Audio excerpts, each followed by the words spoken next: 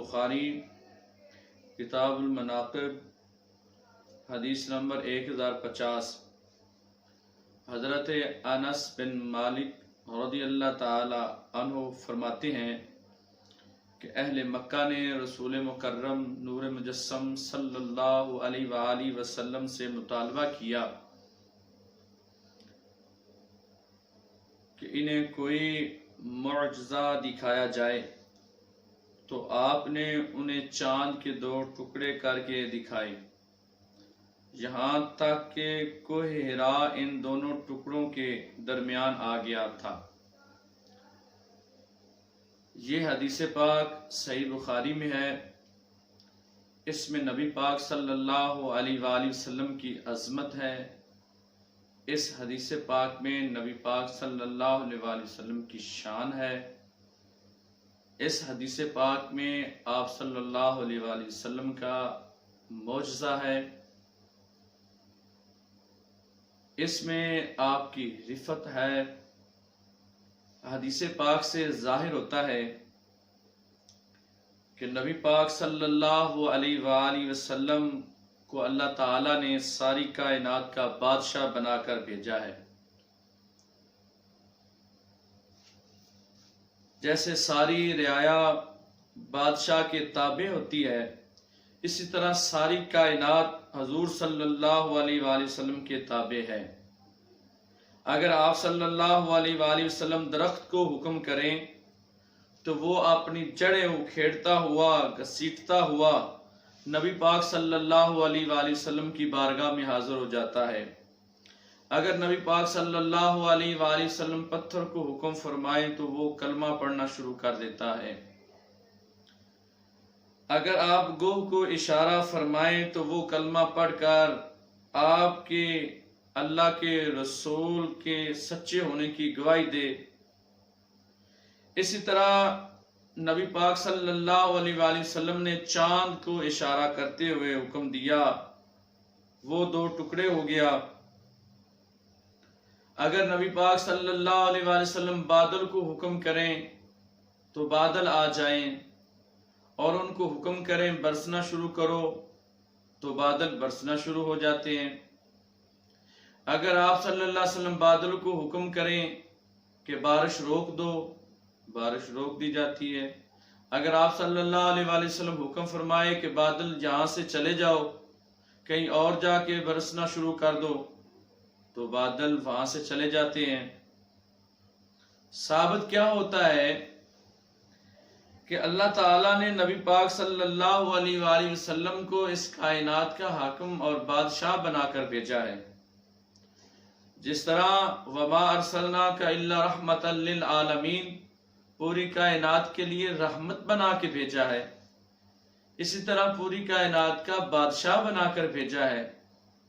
اگر آپ پتھروں کو حکم کریں وہ بھی تابع، اگر آپ درختوں کو حکم کریں وہ بھی تابع، اگر آپ جانوروں کو حکم کریں تو وہ بھی تابع، اسی طرح آپ آسمان کے چاند کو حکم کریں وہ بھی تابع، اسی طرح آپ آسمان کے سورج کو حکم کریں تو وہ بھی تابع۔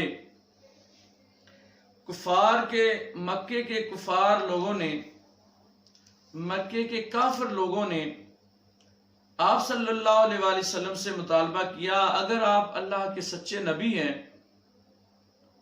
تو یہ جو آسمان میں چاند ہے اس کے ٹکڑے کر کے دکھاؤ، کیونکہ ان کے علم میں یہ بات تھی کہ جو جادو ہے وہ زمین پر چلتا ہے، آسمان پر نہیں چلتا،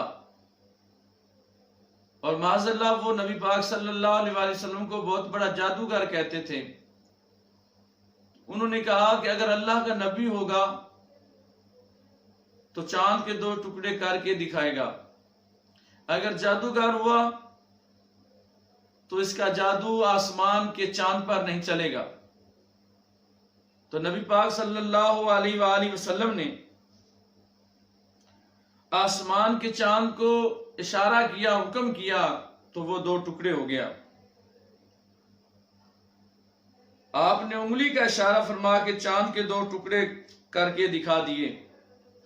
اس سے معلوم ہوا کہ آقا دو جہاں صلی اللہ علیہ وآلہ وسلم خدا کی خدائی میں بادشاہ ہیں، کسی کی مجال نہیں کہ حضور صلی اللہ علیہ وآلہ وسلم حکم فرمائیں اور وہ حکم کی تعمیل نہ کریں۔ حدیث پاک میں ہے کہ نبی پاک صلی اللہ علیہ وسلم نے فرمایا کہ میرے دو وزیر ہیں جو زمین پر ہیں اور دو وزیر جو آسمان پر ہیں۔ تو ذرا سوچیں وزیر کن کے ہوتے ہیں؟ وزیر ہمیشہ بادشاہوں کے ہوتے ہیں۔ اس لیے نبی پاک صلی اللہ علیہ وآلہ وسلم نے فرمایا کہ میرے دو وزیر ہیں، دو وزیر آسمان پر ہیں اور دو وزیر زمین پر ہیں۔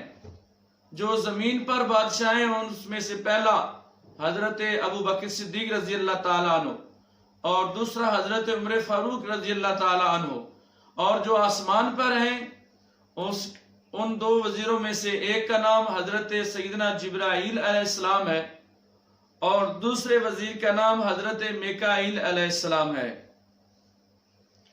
تو میرے دوستو، وزیر ہمیشہ بادشاہوں کے ہوتے ہیں۔ تو میرے نبی کے وزیر زمین پر بھی ہیں اور آسمان پر بھی ہیں۔ پتہ چلا کہ میرے آقا صلی اللہ علیہ وآلہ وسلم زمین کے بھی بادشاہ ہیں اور آسمان کے بھی بادشاہ ہیں۔ اگر آسمان کو حکم کریں تو وہ بھی تابع، زمین کو حکم کریں تو وہ بھی تابع۔